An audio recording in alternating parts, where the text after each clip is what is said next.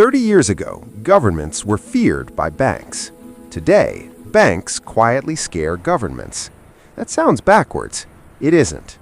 Right now, global public debt is over $90 trillion, more than the entire size of the world economy. Most countries on Earth owe more money than they produce in a year. So here's the uncomfortable question. If governments are supposed to be in charge, why do they feel trapped by their own debt?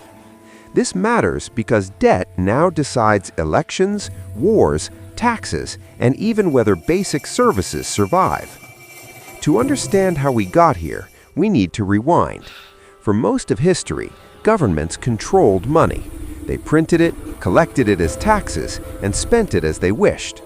Debt existed, but it was temporary. You borrowed for a war, paid it back in peace.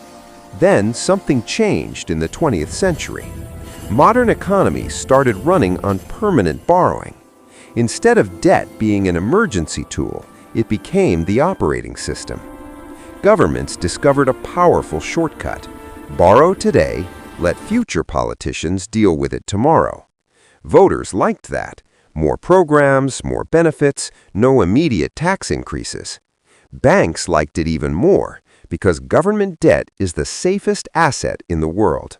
When a country borrows, big financial institutions line up to lend.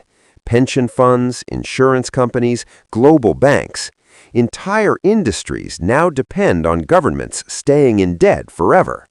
And that's the turning point. At some moment, quietly and slowly, the relationship flipped. Governments no longer used debt. Debt started using governments. Here's the hidden mechanism. Every year, countries must roll over their old loans and take new ones just to function. If investors lose confidence, interest rates jump. If rates jump, budgets explode. If budgets explode, governments panic.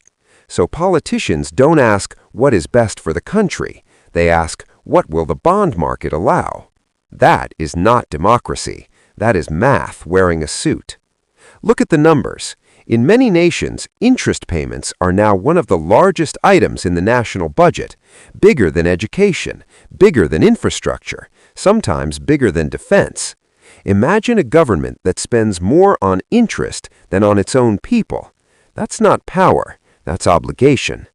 Publicly, leaders talk about independence and sovereignty.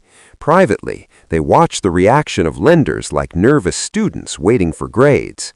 And the system keeps tightening. To pay old debt, governments borrow more.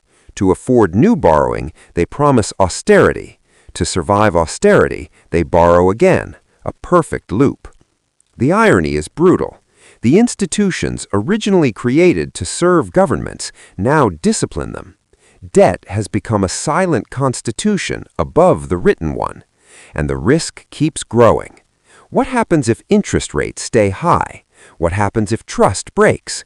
What happens when the bill finally becomes too big to roll over? No politician likes to answer that, because there are only three options: raise taxes, cut spending, or let the currency suffer. All painful, all unpopular. So the world chooses a fourth option, delay, which leads to one final unsettling thought. If governments exist in theory to control the economy, but in practice are controlled by their creditors,